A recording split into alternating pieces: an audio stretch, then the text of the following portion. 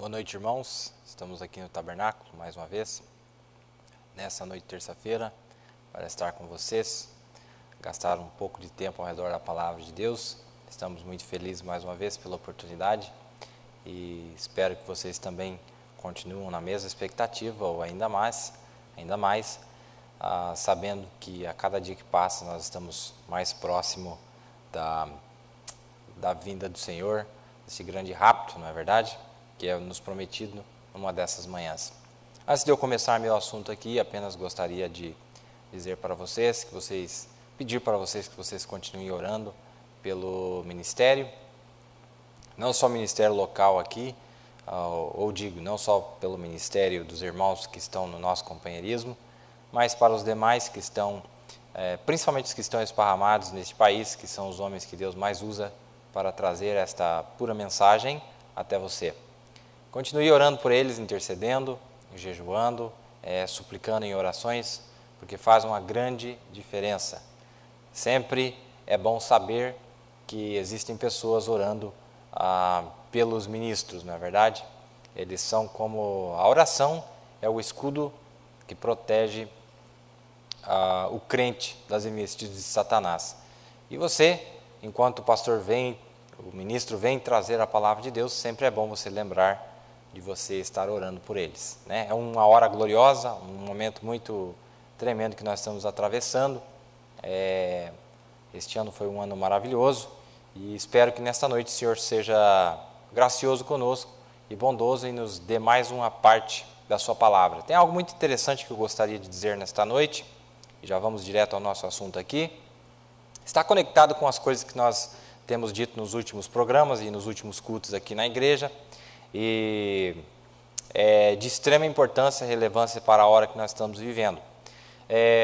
Nós entendemos que aqui, esta sétima era, ou este último tempo que aparece aqui no final, é um tempo completamente diferente de qualquer outra era que já houve, desde o tempo que Deus estava lidando com os judeus e o tempo que Deus estava lidando com os gentios. Mas num sentido é interessante, que na verdade é uma repetição conglomerada de tudo que Deus fez desde Gênesis até a última era, desde os dias de Abel até este mensageiro e este grupo que aparece na última era. Você vai ver que em Josué capítulo 6, lá no livro de Josué capítulo 6, quando os sacerdotes estavam soando as trombetas, aquelas 7 trombetas, eles soaram uma vez no primeiro dia, uma vez no segundo dia, uma vez no terceiro dia, no quarto, no quinto, no sexto, mas no 7º dia eles tinham que soar tudo de novo dentro de um dia só. Então, na verdade, nós estamos vivendo todos os dias que já se passaram em um dia só. Nós estamos vivendo toda a palavra de Deus que eles vivenciaram em partes lá atrás. Por isso que quando João chega ali no capítulo 4, capítulo 5 de Apocalipse, João é o tipo da noiva, quando ela começa a visualizar o que está acontecendo, o trono de Deus, o qual a rainha, ou esta mulher eleita, estava caminhando para se assentar no trono, quando ele enxerga o trono e aquele que se assentava no trono, todas as coisas estavam lá. Ele é o alfa, ele é o ômega, ele é a pedra de sardio, até a pedra de jaspe. Tinha lá os 24 anciãos que simbolizam as 12 tribos de Israel, mais os 12 apóstolos. Mas tudo que nós estávamos vendo ali não era algo simbólico apenas que João estava vendo. João estava vivenciando aquilo. João estava revivendo a vida dos apóstolos, revivendo a vida dos patriarcas, revivendo a vida das criaturas viventes, revivendo as cores do arco-íris, revivendo as cores daquelas pedras preciosas. Aquele dia era o dia do Senhor. E o profeta disse que o dia do Senhor é quando se termina o 7º dia e você entra no descanso, então, ou você entra na eternidade. Não existe um 8º dia, mas quando se completasse aquela era, quando chegasse no final daquela era, nós entraríamos no dia do Senhor, onde o tempo não é mais contado, tempo não haveria mais, não é verdade? Agora, Esse pensamento, ele é um pensamento muito profundo para nos ajudar. No programa passado nós estávamos falando, mostrando sobre o sonho de Faraó.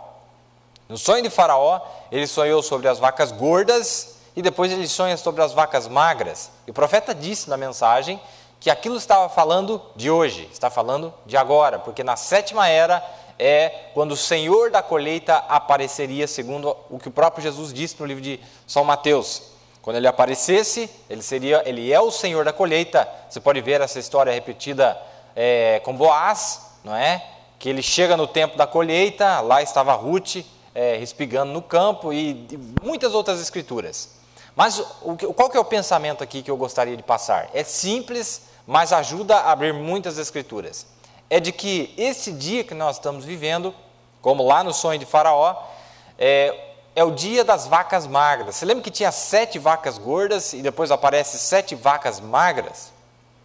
E toda a vida que estava naquelas vacas gordas, que vieram durante as eras, né? A mensagem de Paulo, de Irineu, de Martim, de Columba, de Lutero, de John Wesley e de Elias, ele é repetido dentro de uma era só. Assim como lá no livro de Josué aparece 7 trombetas durante 7 dias, mas no 7º dia soa 7 vezes de novo. Você vai ver isso acontecer através de toda a Bíblia. Esse número 7, dentro do número 7, lá se encontram todos os dias. Lá se encontram todas as bênçãos. Lá se encontram todas as maldições. Lá se encontra... Veja isso aqui. Na 7ª era, nós vimos os 7 mensageiros. Você sabia disso? Sim, senhor. Na 7ª era, os 7 mensageiros aparecem de novo. Só que a maneira que eles aparecem não é com o seu vaso terreno, mas aparece a manifestação teofânica de Jesus Cristo, que usou eles durante o tempo das eras. Então é por isso que lá em Apocalipse 7, aparece lá, em Apocalipse 7, fazendo uma base aqui, em Apocalipse 7 está falando do 7º selo, por isso que é número 7. Apocalipse 7 é o 7º selo, porque é ali onde aparece aquele anjo vindo do leste, e ele estava com as mensagens. Ele em si carregava as mensagens, porque o profeta disse na mensagem, Apocalipse capítulo 4, se eu não me engano, ele disse que o verdadeiro mensageiro das eras é Jesus Cristo. Foi Jesus Cristo que estava em Paulo, foi Jesus Cristo que estava em Irineu, e assim, né, nos outros mensageiros. Quando chega a 7ª era, esse mesmo Jesus Cristo, que havia se manifestado para os judeus, ele que se manifestou em Paulo, em Irineu, em Martim, Columba, Lutero, ele aparece aqui na 7ª era. E quando ele aparece na 7ª era, agora ele está liberando o Espírito que estava contido nas mensagens. Porque a liberação do Espírito Santo só ocorre no comecinho da 7ª era, e é o derramamento do Espírito Santo que começa a acontecer junto com o derramamento das pragas. Ao mesmo tempo que o Espírito Santo está sendo derramado, pela rejeição do Espírito Santo, as pragas começam a cair, porque não existe uma era depois desta. Então, todas as coisas devem ser consumadas dentro desta era. Claro que estas pragas não foram derramadas sobre aqueles que tinham a marca, que tinham o selo em suas testas. Porque o anjo disse, olha, não toqueis naqueles que têm a marca em suas testas. Não é verdade? Então, isso é muito interessante, manter essas coisas em nossas mentes. Que na 7ª era é uma repetição dos outros dias. Todos os 7 dias foram repetidos dentro do 7º dia. Você está entendendo? Se você captar esse princípio, muitas coisas vão se entender mais facilmente. Tudo se repete na 7ª era.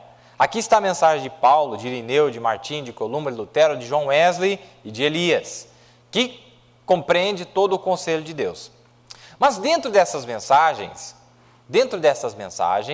nós vemos que se você analisar em Apocalipse capítulo 11, onde aparecem as 2 testemunhas, onde aparecem Moisés e Elias, nós sabemos que Moisés e Elias vão trazer de volta estas 7 mensagens para os 144 mil judeus. Capta isso aqui. Moisés e Elias vão trazer para o remanescente, para os 144 mil judeus, as mensagens dos 7 mensageiros. Agora, capta isso aqui, meus irmãos. Vamos ler aqui, em Zacarias capítulo 4. Quero que vocês notem algo aqui.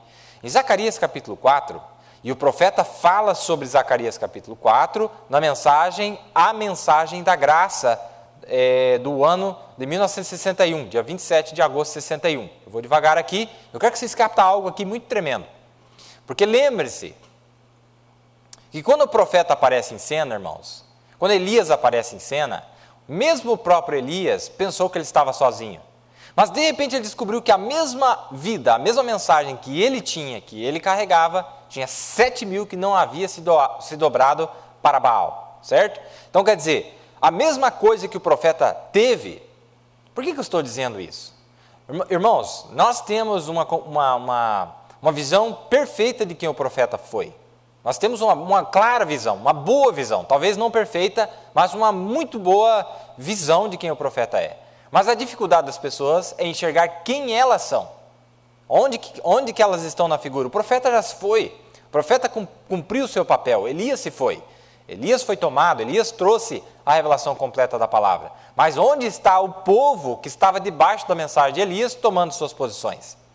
Agora, vamos olhar para o profeta na primeira rodada, na primeira cavalgada, e nós vamos ver perfeitamente o plano de Deus repetido aqui. Já enfatizamos isso demais, mas talvez nesta noite vamos nos aproximar com um ângulo um pouquinho diferente. No livro de Zacarias, diz assim, ó: E tornou o anjo que falava comigo e me despertou como a um homem que é despertado do seu sono.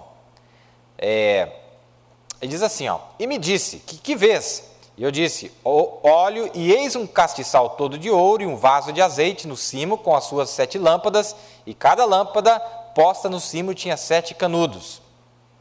E por cima dele 2 oliveiras, uma à direita do vaso de azeite e outra à sua esquerda. Nós falamos isso numa mensagem intitulada O Óleo Dourado, né? O óleo de ouro. Tá. Agora, essa visão aqui de Zacarias 4, o profeta vai falar para nós aqui. Esta visão é a visão de agora. É a visão de agora. Não é a visão só das 7 eras da igreja, mas é a visão de agora. Aliás, não é a visão das 7 eras da igreja, porque aqui está dizendo que estava completo. Tinha 7 lâmpadas, já estava completo o quadro, né? Diz assim: E falei, e por cima dele 2 oliveiras, que nós sabemos que é Moisés e Elias. Falamos disso. Uma à direita do vaso de azeite e outra à sua esquerda. E falei e disse ao anjo que falava comigo, dizendo: Senhor meu, o que é isto? Então respondeu o anjo que falava comigo e me disse: Não sabes tu o que isto é? E eu disse: Não, Senhor meu.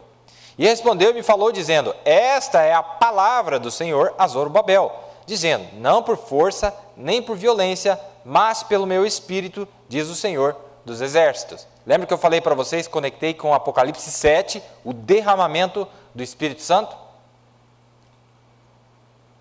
Quem és tu, ó monte grande, diante de Zorobabel? Serás uma campina, porque ele trará a primeira pedra com aclamações. Graça, graça a ela. Aqui está dizendo no verso 7 que ele traria a primeira pedra. A primeira pedra é a pedra de fundação. Né? É a pedra de fundação. E a palavra do Senhor veio de novo a mim, dizendo: As mãos de Zorobabel têm fundado esta casa, têm posto a fundação. Também as suas mãos a acabarão, para que saibais que o Senhor dos exércitos me enviou a vós. Porque quem despreza o dia das coisas pequenas, pois estes se alegrarão vendo o prumo na mão de Zorobabel, os 7 olhos do Senhor que discorrem por toda a terra. Irmãos, é perfeito esse quadro de Zacarias, porque aqui está contido exatamente a mesma cena de Apocalipse 4 e Apocalipse 5. Veja que até o capítulo é o mesmo, 4 e depois 5. Lá aparece o Cordeiro de Deus, lá aparece os 7 Espíritos de Deus, lá aparece os 7 chifres, onde estavam contidos os 7 olhos, todo o conselho de Deus aparece lá, o candelabro aparece lá, o candelabro aparece aqui. Agora, eu quero que vocês notem, eu quero que vocês comparem algo aqui que o profeta disse na mensagem, a mensagem da graça, intitulada a mensagem da graça. Ele disse assim, ó: Agora, nós todos estamos familiarizados com a Escritura, que se lê na Bíblia, que nós sabemos que foi durante o tempo da preparação, da restauração do templo. E Zorobabel foi um grande príncipe entre o povo, que tinha posto a fundação do edifício. Agora, eu quero que vocês coloquem, vistam-se de sua mente espiritual, diz o profeta. O seu casaco de unção. Coloque o seu casaco de unção nesta manhã, enquanto nós pensamos.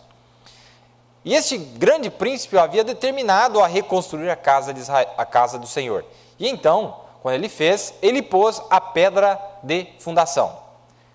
Capta isso aqui, meu irmão. Tem algo muito tremendo aqui que eu gostei demais. Eu quero passar para vocês aqui, se Deus me ajudar.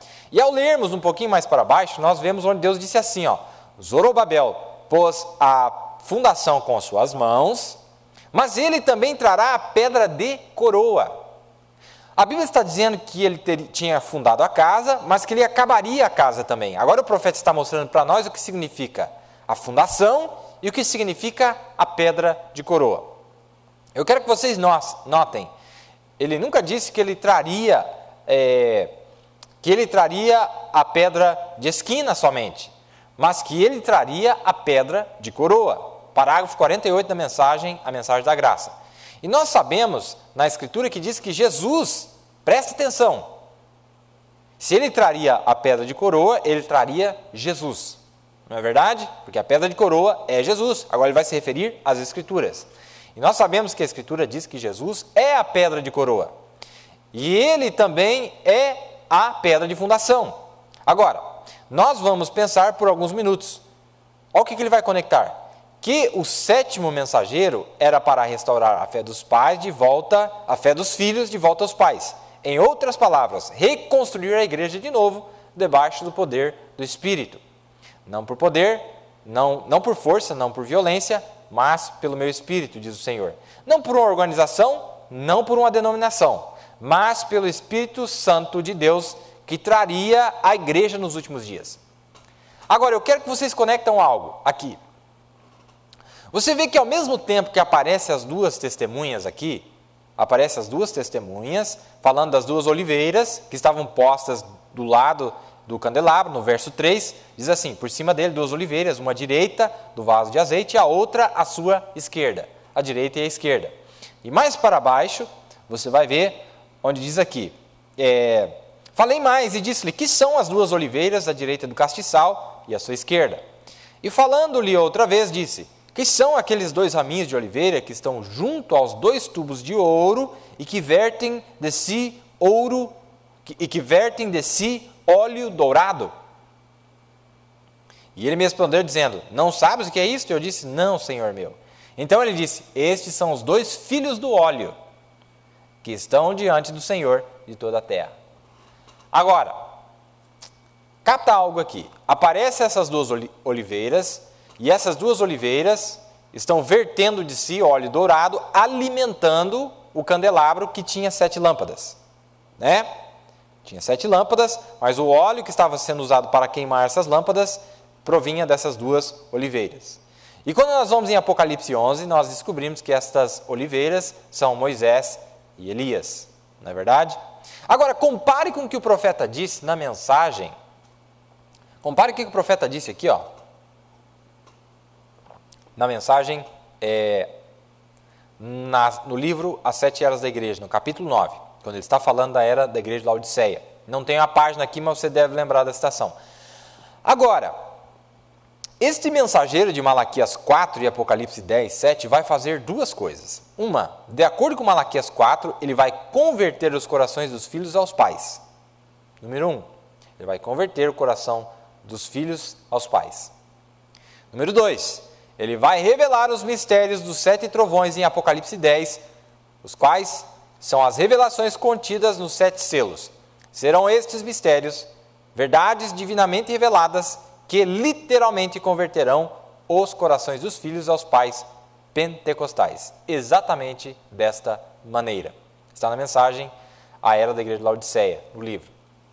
Então nós vamos perceber o seguinte, que aqui o profeta, ali você aparece Zorobabel trazendo tanto a pedra de fundação, e depois ele traz a pedra de coroa. O mesmo homem. Quando o profeta vai falar sobre isso, ele diz assim, você percebeu aqui? Aqui, nós estamos familiarizados com a Escritura, que Zorobabel era um grande príncipe entre o povo, né? que tinha posto a fundação do prédio, do edifício. Aí ele fala, agora eu quero que vocês pensem, eu quero que vocês se vistam de seus casacos ungidos nesta manhã, enquanto nós pensamos, de que esse grande príncipe está determinado a reconstruir a casa do Senhor.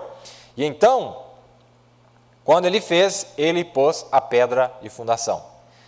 Né? E ele disse assim, mas quando nós lemos um pouquinho mais adiante, nós vemos que Deus disse, Zorobabel pôs a pedra de fundação com suas mãos, e ele também trará a pedra de coroa. Eu quero que vocês notem que ele não disse que ele traria só a pedra de fundação, mas que ele traria a pedra de coroa. Parágrafo 48. Irmãos, o que é que está acontecendo aqui? A mesma unção de Moisés e Elias, a unção de Moisés que representa a lei, e a unção de Elias que representa a justiça de Deus, está representado aqui, ou essas duas unções que Zacarias estava vendo, foram manifestadas em um homem chamado Zorobabel para reconstruir o templo de Deus. Aqui na sétima era, nós tivemos um grande príncipe entre o povo, William Branham, um grande homem de Deus, um profeta de Deus, e essas duas unções estavam nele para trazer a fundação, e depois ele estava responsável também para trazer a pedra de coroa. Não só a pedra de esquina, mas a pedra de coroa também. Isso aí é muito fácil de entender, não é verdade? Mas o que eu quero que vocês entendam, como nós temos falado aqui, é que este mesmo quadro se repetiria nos dias do grupo, nos dias da noiva, não é? E nós também sabemos que a Escritura diz que Jesus é a pedra de coroa. E ele também. Nós também sabemos que Jesus é a pedra de fundação e ele também é a pedra de coroa. Agora, se nós pensarmos por alguns minutos de que o mensageiro da sétima igreja era para restaurar a fé dos filhos de volta aos pais. Em outras palavras, reconstruir a igreja novamente no poder do Espírito. Não por poder, ou não por força, não por violência, mas pelo meu Espírito, diz o Senhor. Não por uma organização, não por uma denominação, mas pelo Espírito Santo de Deus que traria a igreja nos últimos dias. Nós vemos então estas duas unções especiais, este óleo dourado, este óleo que vertia dessas duas oliveiras e que abasteciam o candelabro. Mas eu mostrei para vocês que o candelabro ele aparece aqui na sétima era da igreja, porque é o único grupo que tem as 7 luzes, é o único grupo que tem as 7 medidas do óleo, é o único grupo que tem toda a porção, tanto de Moisés quanto de Elias. Aliás, nesta mensagem, se eu não me engano, e eu citei aqui, já foi citado aqui, que as 6 primeiras mensagens desses mensageiros, as 6 primeiras mensagens estão debaixo da lei. As 6 primeiras mensagens estão debaixo da lei, o profeta cita isso. A última mensagem é a mensagem da graça, que é onde aparece Elias trazendo a justiça de Deus, mas ele também é quem apresenta Cristo. É ele que traz a plenitude da palavra em cena, não é verdade? Então, é muito importante notar. E eu conectei aqui mostrando para você que ele faria essas duas coisas.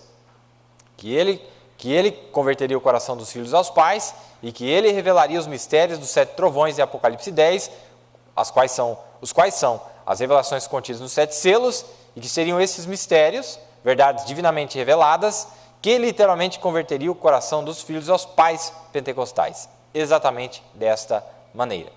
Agora, sabendo disso, vendo esse quadro, que apareceria esse profeta nos últimos dias, trazendo toda a plenitude da palavra, quando nós começamos a olhar mais proximamente, isso aqui nós poderíamos conectar com as virgens prudentes e com as virgens tolas, porque você vê que este óleo que aparece ali era proveniente destas duas unções, de Moisés e Elias, e é o que era usado para queimar a luz das 7 eras da igreja.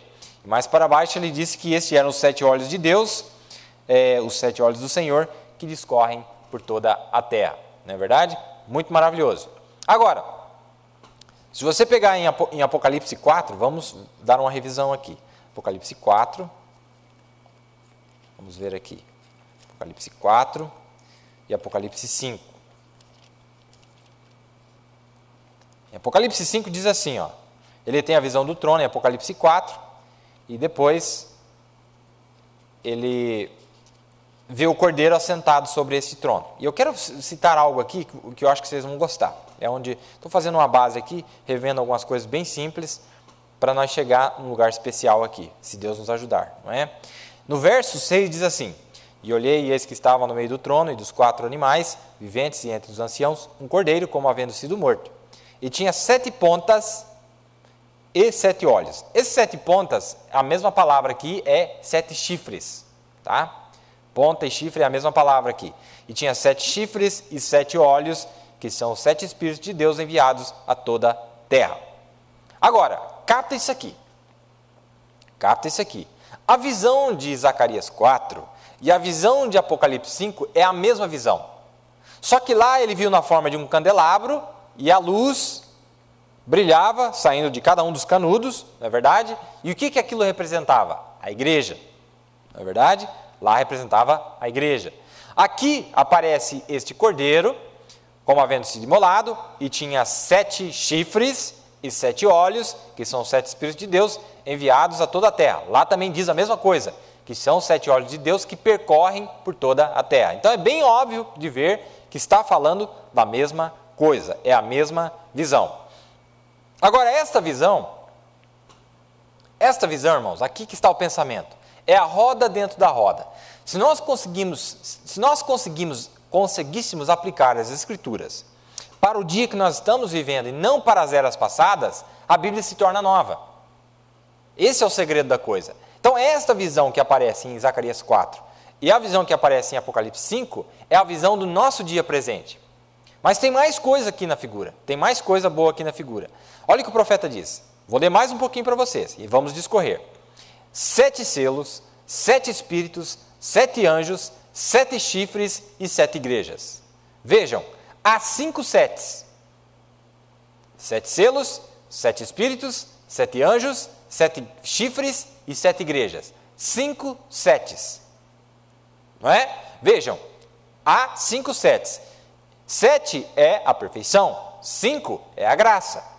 A graça de Deus para as suas 7 eras da igreja, seus 7 mensageiros da igreja, seus 7 homens mensageiros, seus 7 Espíritos de Deus, os 7 selos planejados da redenção. Os 7 chifres significam 7 eras. Os 7 chifres significam 7 eras. Está vendo que a visão de Zacarias 4 e a visão de Apocalipse 5 é a mesma visão? Lá aparecia o que significava cada um daqueles canudos com a luz que acendia na primeira era, na segunda, na terceira, que aparece lá em Apocalipse 2. Apocalipse 2 e Apocalipse 5 é a mesma cena, certo? Só que ele está olhando da perspectiva o que acontece no mundo espiritual e o reflexo no mundo material, que são os 3 primeiros capítulos de Apocalipse. Está entendendo? Irmãos, o livro de Apocalipse, os 3 primeiros capítulos, é o que aconteceu na terra. Tudo o que aconteceu na terra, visível na terra. Capítulo 4, capítulo 5 e capítulo 6 e capítulo 7 é a mesma coisa, só que é o que estava acontecendo no mundo invisível. Você está entendendo? Porque tudo que acontece no mundo invisível reflete aqui na terra. Então, os 3 primeiros capítulos é o que estava acontecendo na terra, visivelmente na terra. Agora, capítulo 4, 5, 6 e 7 é a mesma hora que está acontecendo na terra, aquelas coisas estavam acontecendo no céu. Você está entendendo? Isso é muito maravilhoso. É uma cena, é como se a história que está acontecendo aqui, e ao mesmo tempo, lá no céu, a mesma hora que acontece algo aqui, paralelamente tinha coisas acontecendo no céu. Vamos simplificar aqui para você entender melhor. Por exemplo, capítulo 6 são os 7 selos, a abertura dos 7 selos. Tá. Então, quando você vê lá abrir o primeiro selo, você vê o quê? O cavalo branco saindo a cavalgar. Isso foi lá na primeira era. Não é verdade? Aí lá no capítulo 1, capítulo 2 e capítulo 3, lá aparece a manifestação visível na terra daquilo que estava acontecendo no mundo invisível. O que estava acontecendo no mundo invisível?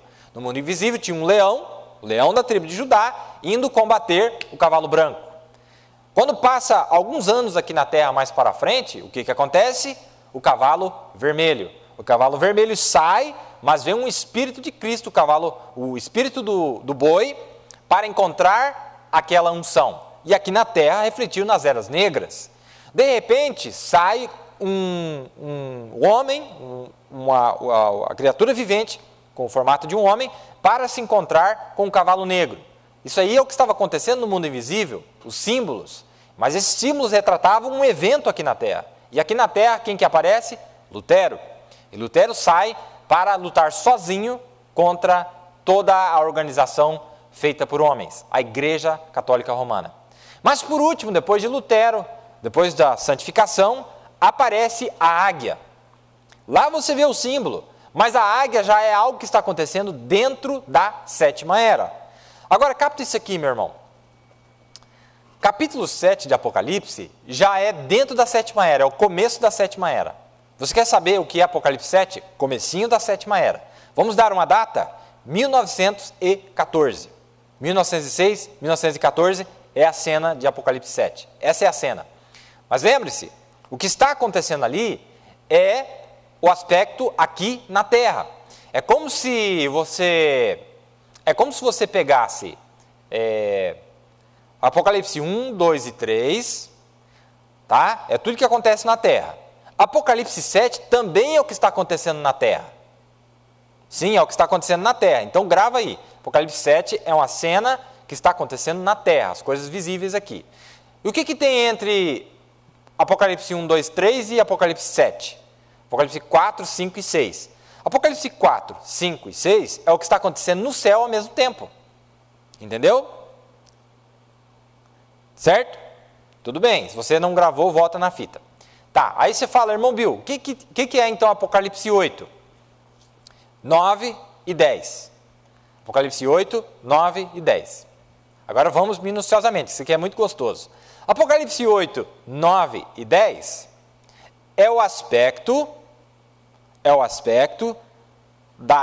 do evangelho pregado, tanto quanto nas eras, quanto ele repetido nas 7 eras, tá? Tanto ele repetido nas 7 eras, mas é o aspecto do evangelho pregado para o mundo, não para a noiva. Para o mundo, não para a noiva. Vamos dar uma fuçadinha nisso aí? Vamos dar uma pesquisada melhor? Vamos. Então vamos lá. Capítulo 8, capítulo 9 e capítulo 10 é o efeito do evangelho, vamos dizer assim, um efeito negativo do evangelho, não um efeito positivo. O efeito negativo do evangelho. Por quê? Porque foi a rejeição do evangelho que resultou no que você vê em Apocalipse 8, 9 e 8 e 9, porque 10 já é um parênteses que a Bíblia abre, mostrando um profeta que aparece em cena, tá? Mas não vamos misturar muito. Então, Apocalipse 8 e 9 é o evangelho sendo pregado para o mundo e sendo rejeitado pelo mundo, tá? Então, é outra cena que acontece na terra, mas o aspecto é diferente. É naqueles que não aceitaram o evangelho. Do que se trata Apocalipse 8 e 9? As trombetas. São as trombetas que nós temos falado aqui inúmeras vezes, né? Agora, que Deus me ajude aqui a fazer de uma maneira simples, mas o que eu quero chamar a atenção de vocês aqui? Olha, todas as nações, porque lá você vai ver em Apocalipse 8 e 9, as 4 primeiras pragas que aparecem lá, tá? Por que caiu as pragas? Porque enquanto o evangelho vinha caindo nas eras, tinha rejeição, então a praga caía naqueles que rejeitavam. Na segunda era, mesma coisa. Terceira, quarta, quinta, sexta. Tá, isso aí tá fácil de entender. Na sétima era, todo o evangelho das eras foi repetido dentro da sétima era. Certo? Foi repetido dentro da sétima era. Quando ele é repetido dentro da sétima era, com o derramamento do Espírito Santo, com a rejeição, vem o derramamento das pragas. Entendeu? Não parcial como foi nas eras, mas agora ela começa e vai culminar com a sua plenitude. Por isso que lá diz lá no livro de Apocalipse, creio que no capítulo 16, diz assim, que ele tinha uma taça cheio das pragas. Por que uma taça? Porque uma taça denota medida. Quanto mais se rejeita o evangelho, mais praga cai. Você lembra no Egito? Quanto mais Faraó endurecia o coração, mais praga vinha sobre o Egito. Quanto mais ele rejeitava, mais praga caía. Mas acontece que nesta era, a rejeição do evangelho vai ser completa. Sim, vai ser completa. Começou aqui no começo da sétima era, eu quero chegar na sétima era. Porque a sétima era, irmãos, é uma era sobrenatural. A sétima era é uma era sobrenatural, completamente sobrenatural. Todas as eras foram sobrenaturais. Teve o sobrenatural lá. Mas esta era iniciou com uma mão sobrenatural. Que foi a língua estranha. O povo falando em língua estranha, nas denominações. Uma língua sobrenatural. Uma fala estranha. É completamente sobrenatural do começo ao fim. E aparece o povo sobrenatural sobre ela. Então, quando nós chegamos aqui, na sétima era, o evangelho ele é soado de novo. Deus dá mais uma chance para a sétima era. Todo o evangelho volta a ser soado. A mesma mensagem que foi pregada lá atrás, volta. A mensagem de Lutero é pregada de novo. Todas as mensagens são pregadas. Nós poderíamos conectar isso aqui, abrindo um pequeno parênteses, com Levítico 16. Porque em Levítico 16, quando o sumo sacerdote entrava no dia da expiação, que era no sétimo mês, que é o tipo da sétima era, certo? Então ele vinha caminhando, passava no primeiro átrio, que foi durante as eras, segundo átrio, durante as eras. Quando ele vai entrar no terceiro átrio já é a sétima era. O terceiro átrio é a sétima era. Aí está a divisão. Então o terceiro átrio é a sétima era. Antes dele entrar lá dentro, no lugar santíssimo, ou na divisão, no comecinho da sétima era, quando ele está entrando para dentro do lugar santíssimo, ele tinha que fazer algo lá que é bem impactante. Ele tinha que pegar 7 gotas daquele animal que havia sido imolado lá na corte exterior, lá no dia do Calvário, aquele sangue, aquela vida, aquela mensagem que foi liberada no dia do Calvário, ele tinha que aspergir sobre a entrada do lugar santíssimo, não no lugar santíssimo, mas a entrada. Aí lembra, em Levítico 23, se eu não me engano, onde Deus falou sobre as portas que haviam sido dadas. As portas, o profeta disse que são as denominações. As portas eram as denominações. Então ele aspergiu essas mensagens sobre as denominações. Ele aspergiu essas mensagens sobre a entrada, não no lugar santíssimo. Porque quando ele entra no lugar santíssimo, ele faz a mesma coisa de novo. Mas não sobre a entrada.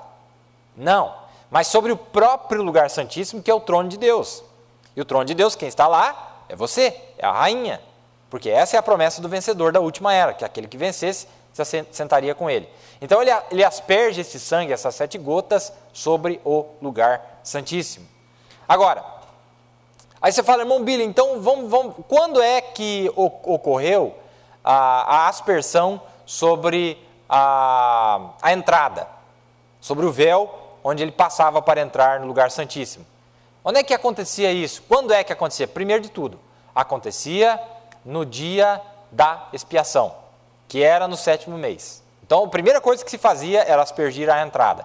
Depois que ele aspergia a entrada, ele chegava lá. Quando ele chegava lá, aí ele aspergia o sangue sobre o lugar santíssimo. 7 gotas sobre a entrada simbolizam as 7 trombetas. 7 gotas sobre o lugar santíssimo, que são os nomes eleitos, os nomes escolhidos desde antes da fundação do mundo, são os 7 selos, que é as 7 vidas do Cordeiro, não aspergida lá fora, na era, mas aspergida lá dentro, no lugar santíssimo. Um lugar que está fora do átrio secundário, onde tinha a luz do candelabro, que são as 7 eras da igreja. Fora das 7 eras da igreja, no lugar santíssimo. Então, espero que... Nós já falamos sobre isso aqui desde que nós começamos a falar sobre as trombetas. Mas eu estou tentando conectar para vocês aqui esse pequeno pensamento. Certo? Agora, aqui na 7ª era, soa estas 7 mensagens, soa lá para as denominações e eles rejeitam. Certo? Soou para as denominações as 7 mensagens e eles rejeitaram. Mas Deus, rico em misericórdia, envia um mensageiro no finalzinho e chama o povo para fora, os chamados para fora. E o que Deus faz? Ao invés de aspergir sobre as entradas, sobre as portas, sobre as denominações que rejeitaram, o que ele faz? Agora ele asperge esse sangue sobre o povo, sobre os nomes que estavam lá no lugar santíssimo, que lá debaixo estava a arca, tinha o pão da proposição e a vara de Arão, que é o sacerdócio, e assim por diante. Então ele aspergia sobre aqueles nomes que estavam contidos ali dentro, representando o livro, não é verdade? Isso é o quê? Falando da sétima era. Falando da sétima era. Lembra que eu falei para vocês, na sétima era, aquele som soava tudo de novo. Josué, capítulo 6, o sonho de Faraó, as sete vacas gordas, as 7 vacas magras, não é? Aí fala das denominações, mas você vai ver que aquilo que, mesmo que tinha comida em abundância, que José havia armazenado, o mundo continuou com fome. Não adiantou nada. Mas, para os seus irmãos, ele alimentou eles, alimentou o seu pai, tipificando assim. Ou Benjamim, que recebeu a porção dobrada, tipificando a noiva, que é o remanescente, né? Porque o Benjamim também é o tipo desse remanescente do dia final, e é isso que acontece, não é? Somos nós. Então, nós estamos vendo esse quadro acontecer pela Bíblia inteira. Bíblia inteira. Tá. Então, nós estávamos falando aqui. Os 7 chifres eram as 7 igrejas. As 7 eras da igreja, porque aquilo era a proteção do cordeiro. Então, veja bem. Agora aqui, ó, olha aqui, irmão. Isso aqui ele está falando a mensagem, a brecha entre as 7 eras da igreja e os 7 selos. Olha, os 7 chifres significam 7 eras. Porque um chifre significa um reino. Vocês se lembram da coroa que apareceu sobre a besta, o chifre, em Daniel e assim por diante? Vejam, significa um reino ou 7 eras. Se você for lá em Apocalipse 17, você vai ver que aqueles 10 chifres que aparecem na cabeça daquele animal horroroso que a mulher cavalgava sobre ele, eram 10 reis, eram 10 reinos, 10 países, 10 nações, que recebem poder como reis em uma hora. E o profeta disse, isso já aconteceu, desde que lá no começo, lá por volta de 1933, por aí, eles começaram a receber esses poderes, porque saiu do fundo do abismo, como seu cabeça, nós já falamos sobre isso. Mas, para mostrar que ali é um antitipo do que Deus teria também aqui nos dias finais, que era um cordeiro, que aparece em cena, e ele não tem 10 chifres, mas ele tem 7 chifres. Você viu que ele disse que aqui os chifres representam as eras? Viu o profeta dizendo que os chifres representam as eras? Pois é, só que é o seguinte, este animal, este cordeiro aparece aqui na 7ª era com estes 7 chifres. Agora ele vai dizer para nós o que é isso aqui. Os 7 chifres eram as 7 eras da igreja. As 7 eras da igreja, porque aquilo era a proteção do cordeiro. O que protegia seus direitos na terra foi um grupo de pessoas enviado de Deus que é protegido. Vejam, o chifre do cordeiro. Os 7 olhos são os 7 mensageiros das 7 eras da igreja, 7 olhos, os 7 videntes. Então, irmãos, aqui nesta era, lembra que nós estávamos falando sobre a nação eleita? Você viu que em Apocalipse 13 representa uma nação, Roma, que é o mundo inteiro, e Apocalipse 13 e 11 representa uma nação também, que no começo era um cordeirinho, mas depois se falava como dragão, uma nação, e era os Estados Unidos da América. Pois é, Apocalipse 5 também representa uma nação. E essa nação é a nação que contém toda a mensagem que foi dita nas 7 eras da igreja. Agora, nós sabemos que os chifres denotam as eras. E agora nós vamos ver que aqui na 7ª era aparece esse cordeiro, com todas as eras condensadas dentro desta última era. O que significa isso? Que nós viveríamos toda a vida das eras em um tempo bem curto, aqui, nesses dias que nós estamos vivendo. Tudo que Paulo viveu, que os santos viveram, todos os demônios que foram soltos lá atrás, foram todos soltos de uma vez aqui, para que nós lutássemos contra eles. Mas, ao mesmo tempo, todas as porções do Espírito de Deus que estava lá, Deus liberou aqui para ir contra-atacar. Então, por isso que lá em Apocalipse 4, aparece tudo. Aparece as 4 criaturas viventes, aparece o arco-íris, aparece as cores da primeira pedra de sárdio e a última de jaspe, e as pedras que estavam no meio. Lá aparece os 12 apóstolos, lá aparece os 12 patriarcas, lá aparece as 12 estrelas, não é? Lá aparece tudo. Por quê? E ali está tudo falando da 7ª era, porque é onde a palavra de Deus retornaria, os dias de Deus retornariam, os olhos de Deus retornariam, as eras da igreja retornariam, o poder de Deus retornaria, as pragas de Deus retornariam, tudo retornaria nesses últimos dias. Elias retornaria, Moisés retornaria. Você vê lá nos judeus é o mesmo plano. Vai acontecer a mesma coisa. Moisés e Elias está aqui. Não literalmente falando. Mas Cristo que usou eles com aquela unção nos seus dias, tem retornado no povo de Deus nesses últimos dias. Você está entendendo? E toda a vida, toda a história da igreja durante as 7 eras da igreja, Deus repete aqui na 7ª era. Você está captando? É por isso, irmãos, que coisa maravilhosa. Que coisa maravilhosa. Você vai ver que é tão perfeito, que aparece aqueles 4 cavalos, cavalo branco, vermelho, cavalo negro e o cavalo baio, não é? Aí, se você não entende que isso se repete aqui na era, porque olha como começou essa era. Como que começou essa era, meus irmãos? Derramamento do Espírito Santo sobre as denominações, todas as denominações, certo? O leão da tribo de Judá, conquistando pelas nações, saindo com a força do evangelho, a Rua Azusa esparramou no mundo inteiro e foi o maior rebuliço que o mundo já tinha visto até então. Não é assim que aconteceu no dia de Pentecostes, lá no começo na primeira era? É uma repetição. Derramamento do Espírito Santo lá, derramamento do Espírito Santo aqui. Quando eles saem com a força do evangelho, o que acontece? Ao mesmo tempo, já sai um cavalo branco. Sai um cavalo branco, sobre ele um cavaleiro que tinha um arco, mas não tinha flecha. Não é? Bem inocente. Tudo que Deus fez lá na primeira era, Deus está repetindo aqui na 7ª era. Já vem a perseguição. Irmãos, aí você fala, onde é que houve perseguição aqui na 7ª era? Irmão, sabe onde é que houve essa perseguição? Só não aconteceu, grava isso aqui. Só não aconteceu o que aconteceu com 68 milhões de cristãos, porque a mensagem da graça também veio ao mesmo tempo, que é o que faltava para eles lá. Entendeu? O evangelho, o Espírito Santo havia caído. Só que olha que coisa perfeita. Para provar que isso é verdade, tinha um grupo de pessoas que não tinha essa mensagem. Um grupo de pessoas que não tinha essa proteção, não tinha esses 7 chifres. Um grupo de pessoas que não tinha a força do evangelho para segurar esse cavalo vermelho. Sabe quem são eles? Os judeus. O que aconteceu com os judeus? Ali, irmão, é a repetição, é a segunda cavalgada daquele cavalo vermelho lá das eras, aqui dentro da 7ª era.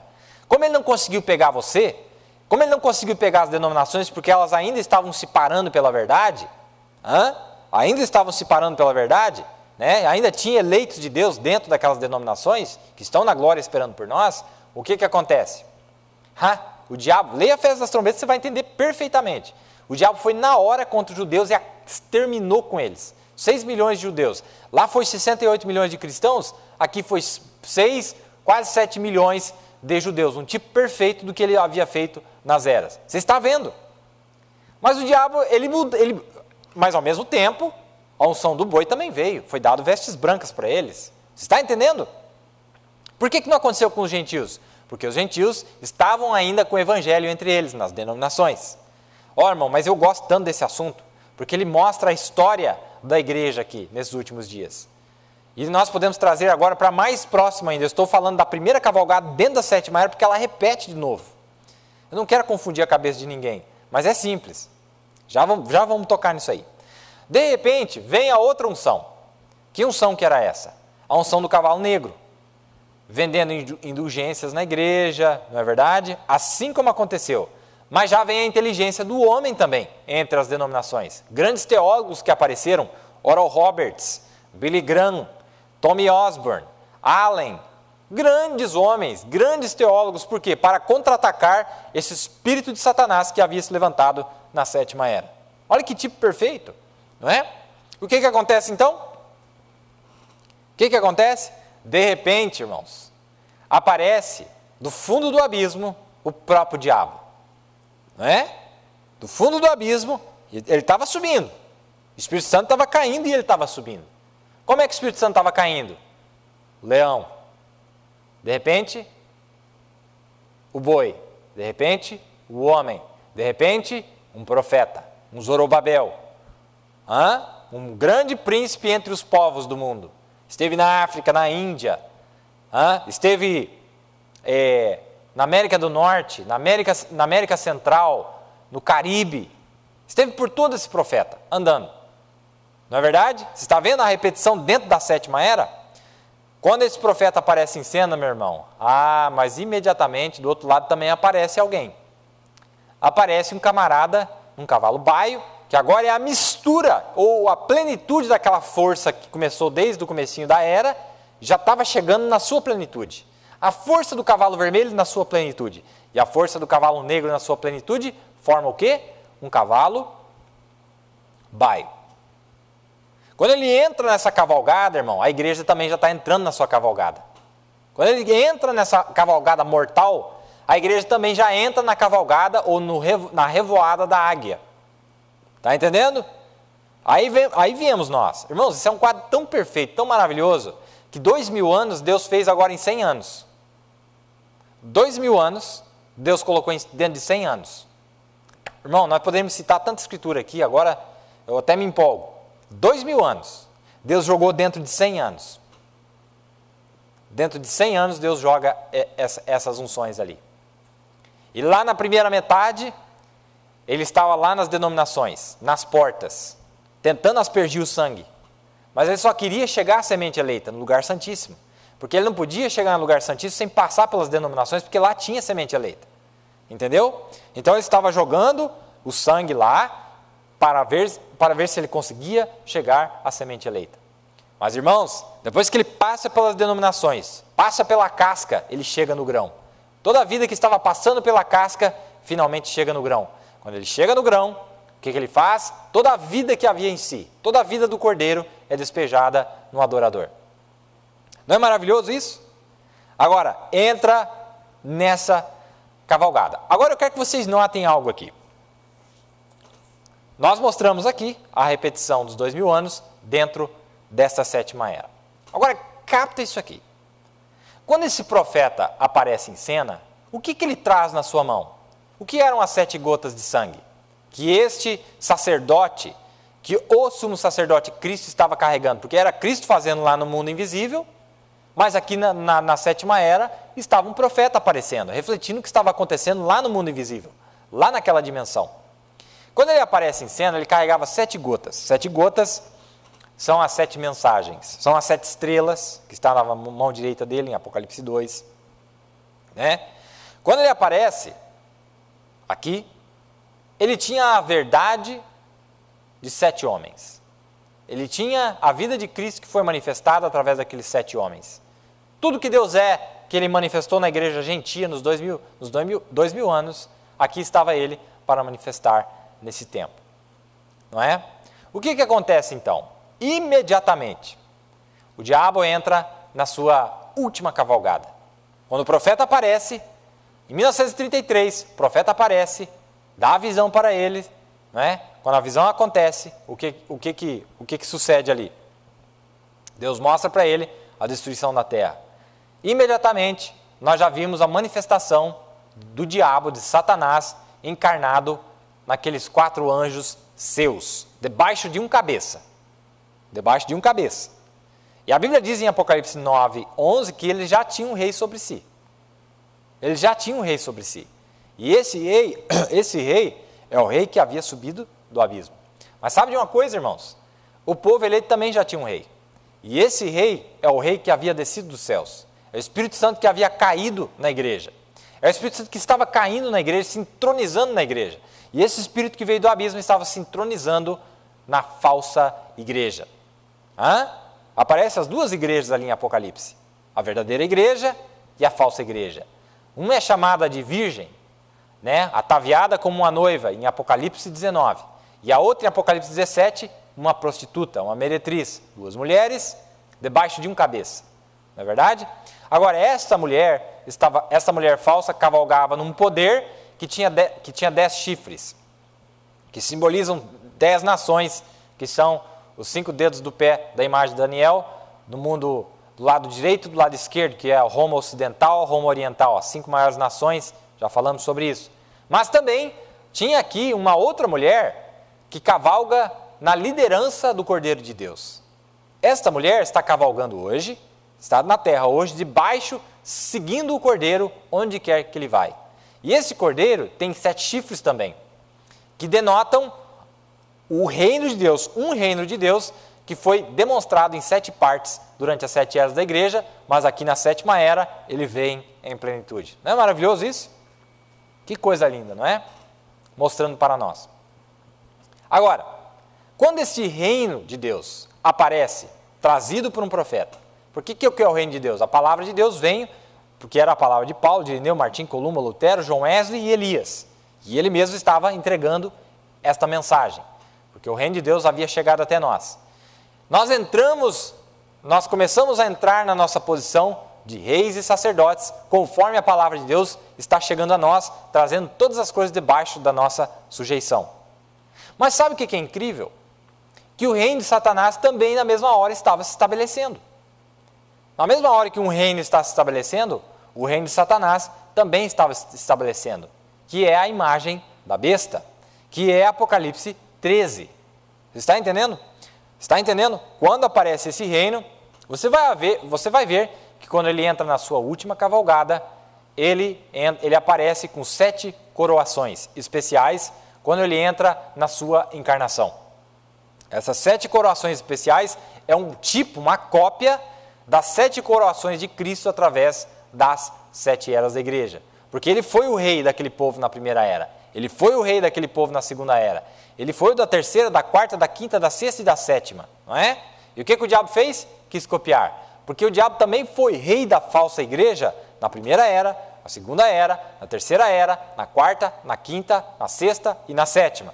Mas na 7ª era, tanto a história da verdadeira vinha quanto a história da falsa vinha se repete.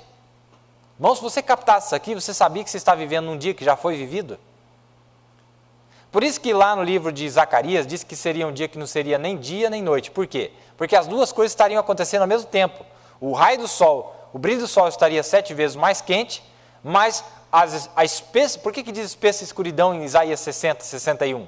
Porque a escuridão da primeira era, da segunda era, da terceira, da quarta, da quinta, da sexta e da 7ª se repetiria condensada na 7ª era.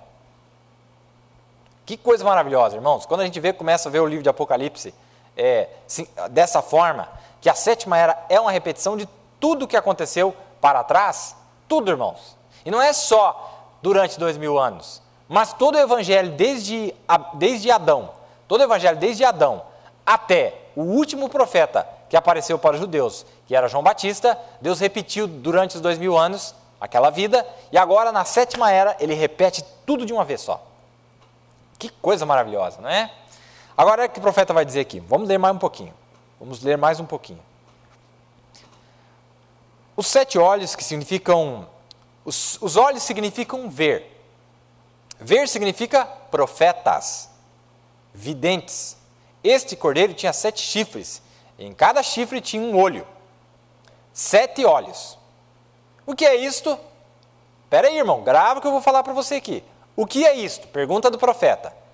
Cristo e sua noiva. Cristo e sua noiva. Opa, pera lá, irmãos. Pera lá. Vamos ver se nós entendemos um negócio aqui.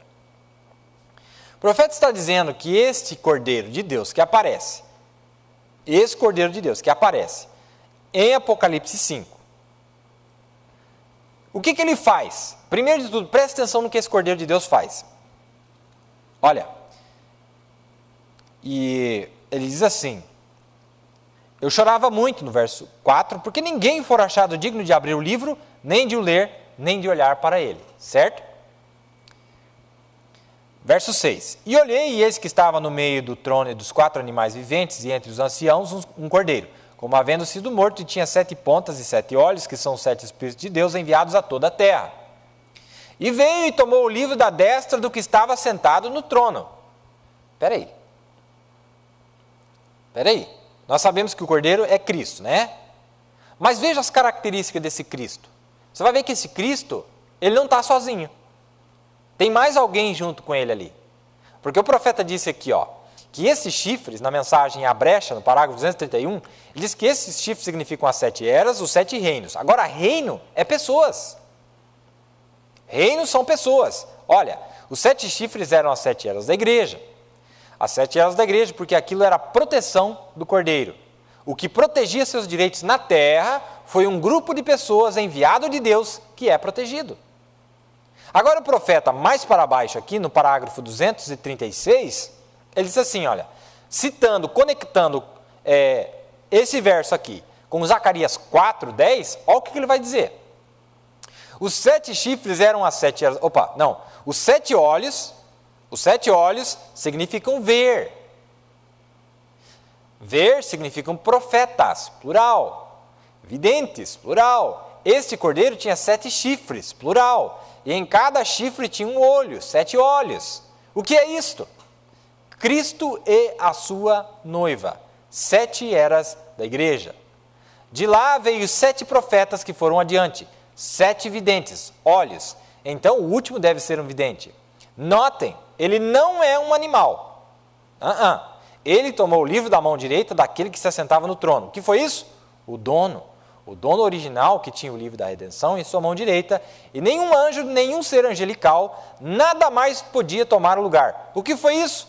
Irmão, essa é a coisa mais sublime na Escritura. Um ato que nenhum anjo, não foi anjo. O profeta está dizendo, não foi anjo. Nada podia fazer. E o cordeiro veio e tomou da mão direita dele que se assentava no trono. O que é isso? O que é isso? Cristo e a sua noiva. Irmão, não sei se você captou o que eu estou querendo dizer aqui. O que o profeta está querendo dizer para nós aqui? Veja em Apocalipse 10. É a mesma cena em Apocalipse 10. Mesma cena. Mesma cena. Apocalipse 10 diz assim,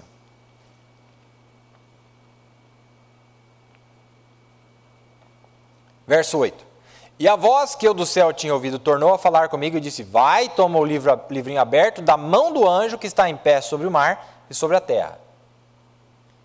Da mão de quem? Do anjo. Quem que é o anjo de acordo com Apocalipse 7, que aparece, que é a mesma cena que está aparecendo ali? Quando o anjo aparece, é Apocalipse 7, que é um capítulo, lá, está um pouquinho para trás ali. Ele aparece, esse anjo aparece na terra. De repente, aparece a noiva na terra. O grupo eleito dos últimos dias. Mas aí vem um comando e disse assim, olha, está vendo o anjo lá que veio do leste em Apocalipse 7? Que tem posto seu pé sobre o mar e sobre a terra? Certo. Agora, você vai lá e toma o livro da mão dele.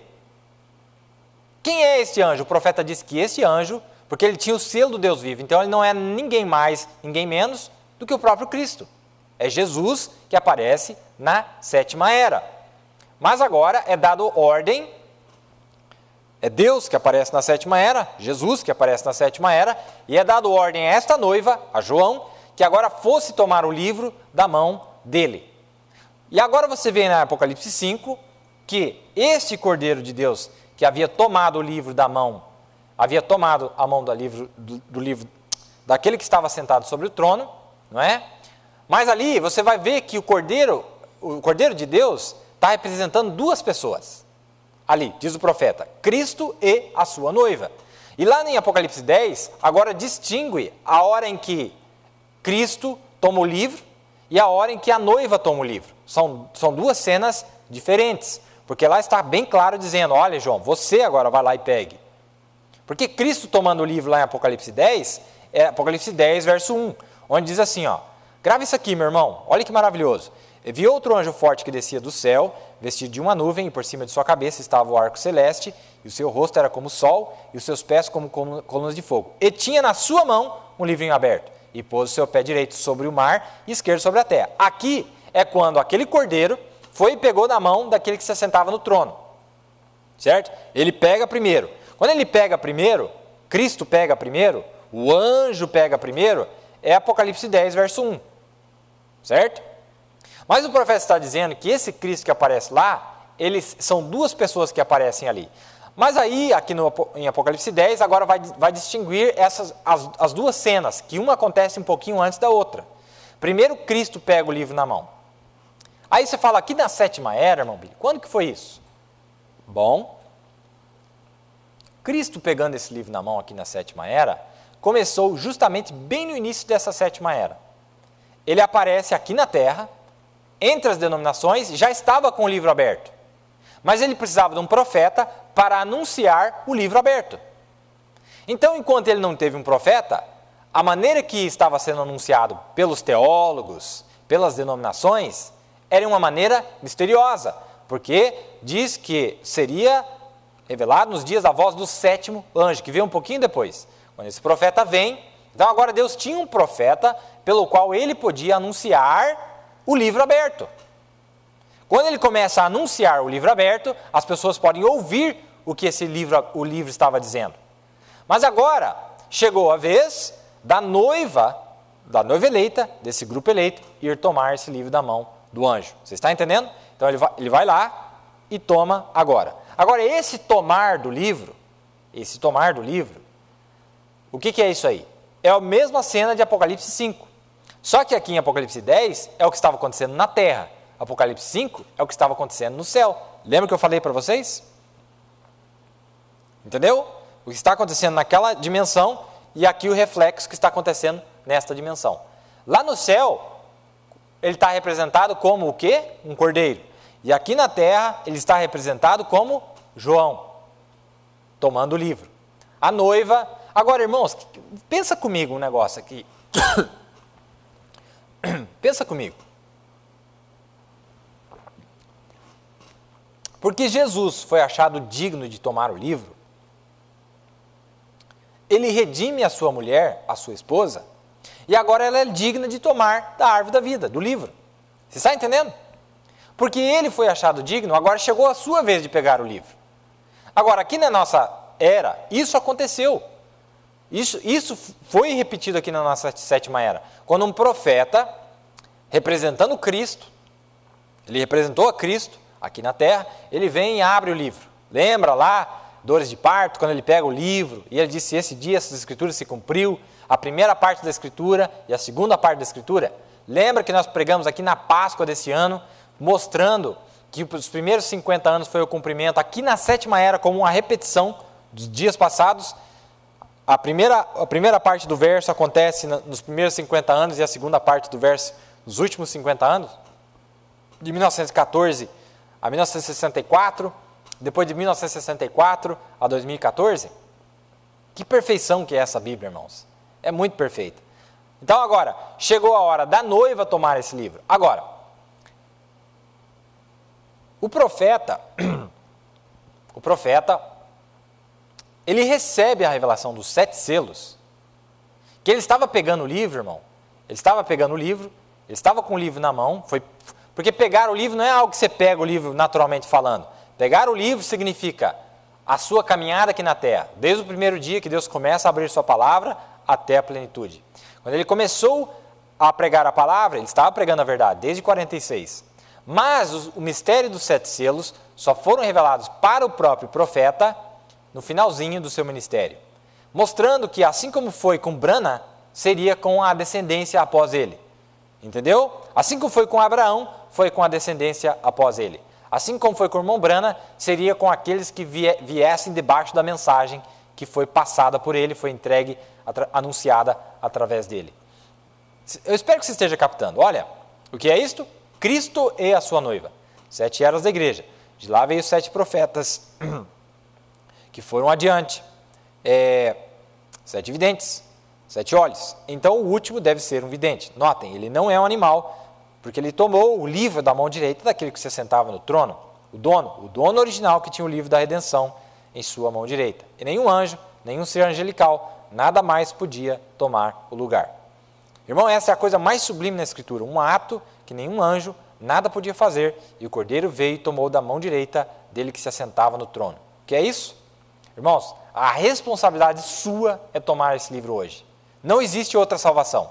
Por isso que as virgens nécias, as virgens tolas, foram vistas lá fora da tribulação, porque elas não tomaram o livro. Porque o que deu a salvação para as virgens sábias, é porque elas tomaram o livro. Elas foram achadas dignos de tomarem o livro na sua mão. Assim como João foi mandado que ele tomasse o livro e comesse o livro. Comer significa receber a vida que estava naquele livro para dentro de si, não é verdade? Para que fosse algo vivificado. Então nós vemos aqui exatamente o tipo perfeito daquilo que estava acontecendo. Agora, nosso tempo já estamos com o nosso tempo estourando aqui, nós já vamos encerrar. Espero que vocês tenham captado esse pensamento pequeno que nós passamos aqui, mostrando sobre a repetição dos dias das eras dentro de um dia só. Leia Josué 6 que você vai entender. É perfeito o quadro.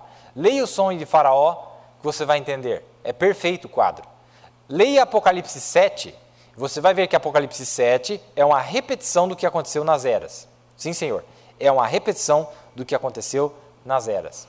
Você vai ver lá esse anjo aparecendo, você vai ver aqueles 4 anjos aparecendo aqui na 7ª era. Lembra aqueles 4 anjos, são 4 mensageiros que nós mostramos aqui, que eram aqueles 4 líderes que estavam nos 4 cantos da terra, com 4 unções diferentes, não é? Esses homens representaram justamente, no aspecto político, a força do cavalo branco, do cavalo vermelho, do cavalo negro e do cavalo baio. Sim, cada um deles estava representando, puxando os eleitos de Deus de todas as partes do mundo. Só vou ler mais uma citação para vocês aqui, e veja o que o profeta diz aqui numa oração que ele fez na mensagem, o 3º Êxodo. Ele diz assim, ó, Pai Celestial, por fé olhamos para o futuro. Eu estou olhando agora por fé em direção de algo que vem, Senhor, sobre a terra. Olha o que ele está falando aqui, que vai ajuntar o teu povo. Quando nós vemos as igrejas denominacionais tão forçosamente e tão diferentes, está realmente empurrando o povo para fora.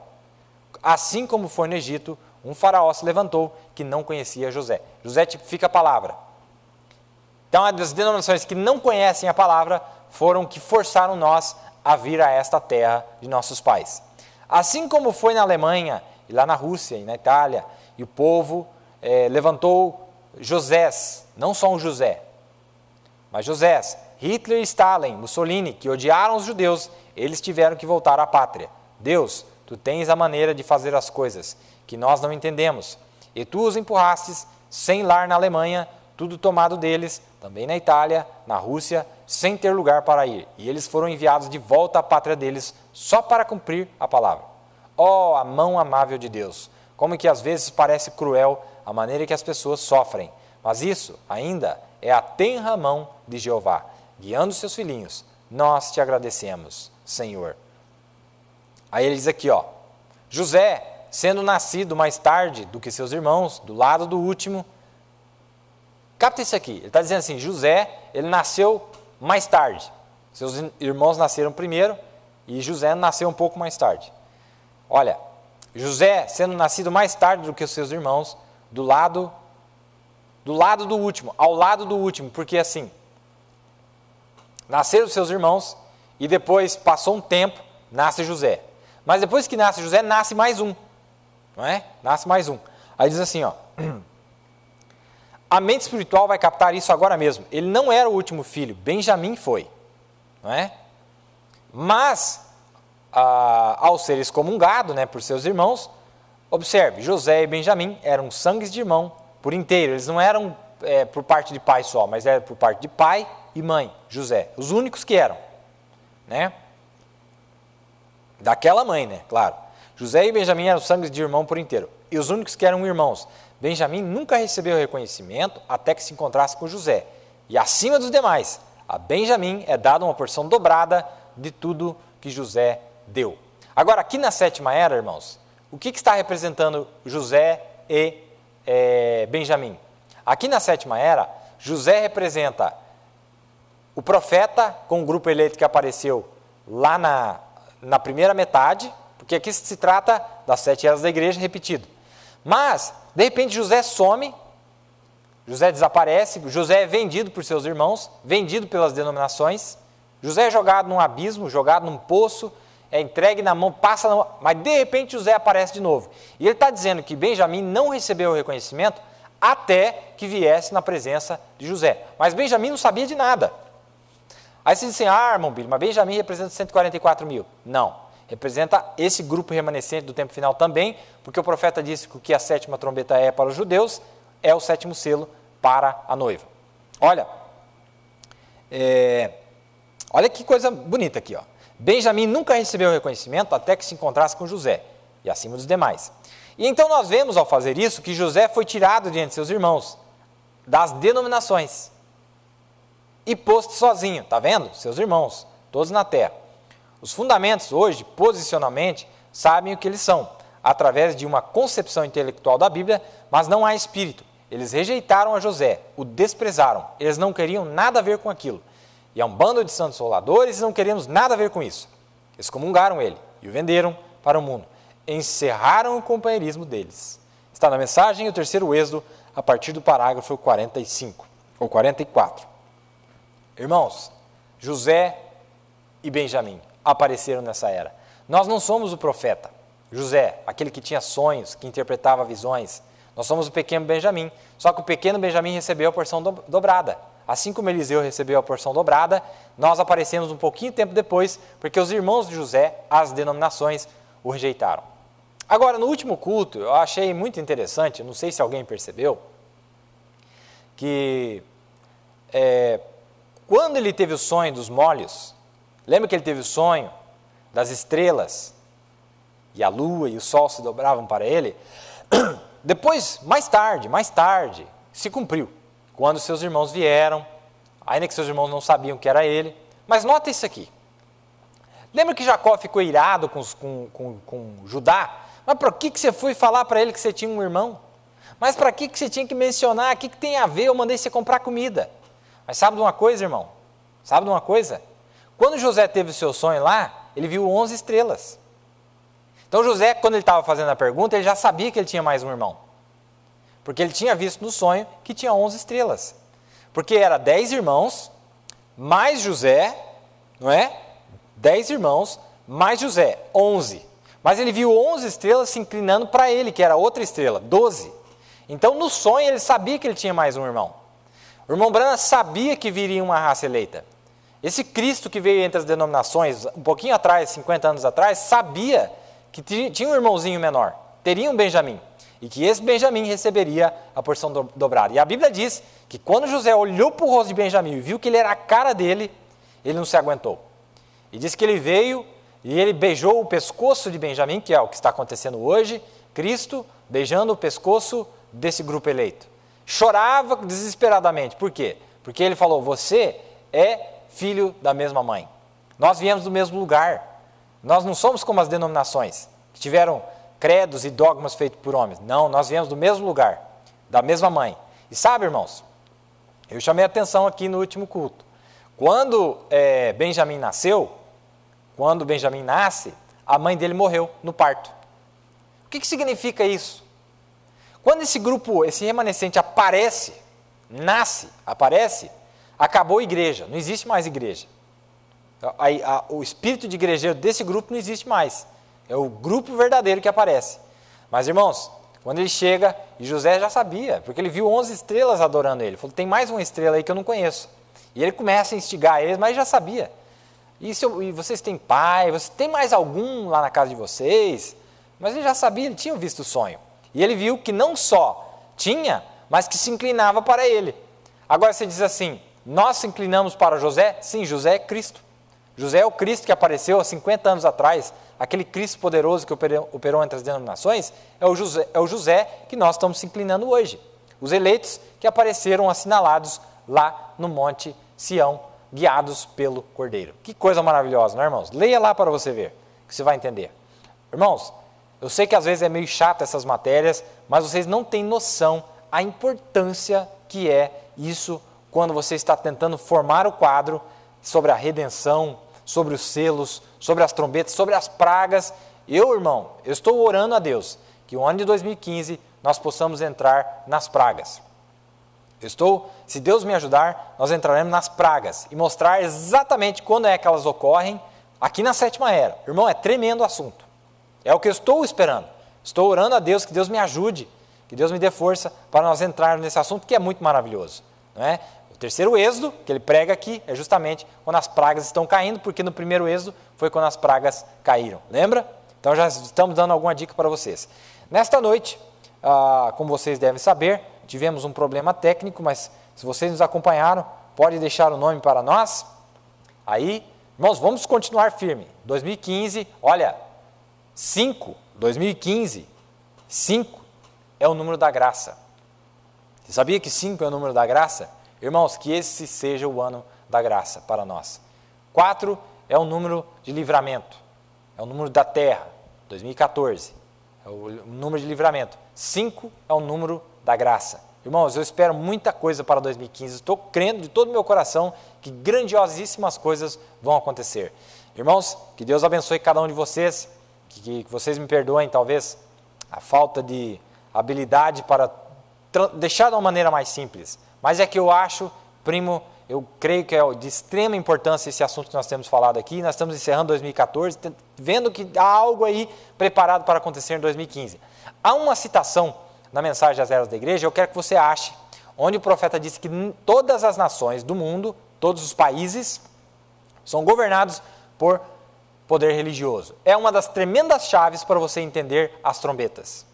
Sim, todos os países do mundo. Se você vê um levante acontecendo num país, no Brasil, nos Estados Unidos, qualquer país, lembre-se, é porque a força religiosa predominante lá, seja ela metodista, presbiteriana, pentecostal, é algo que está acontecendo no mundo espiritual, é algo que está acontecendo no mundo invisível. Lembre-se disso que vai ser importante para nós.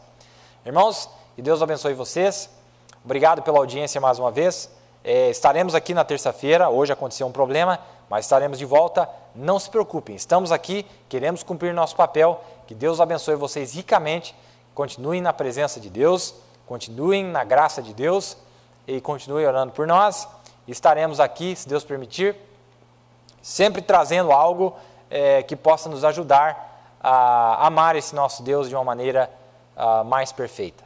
Que Deus abençoe vocês, que Deus possa iluminar os vossos corações, que nós possamos, irmãos, realmente alcançar as promessas de Deus que nós tanto anelamos.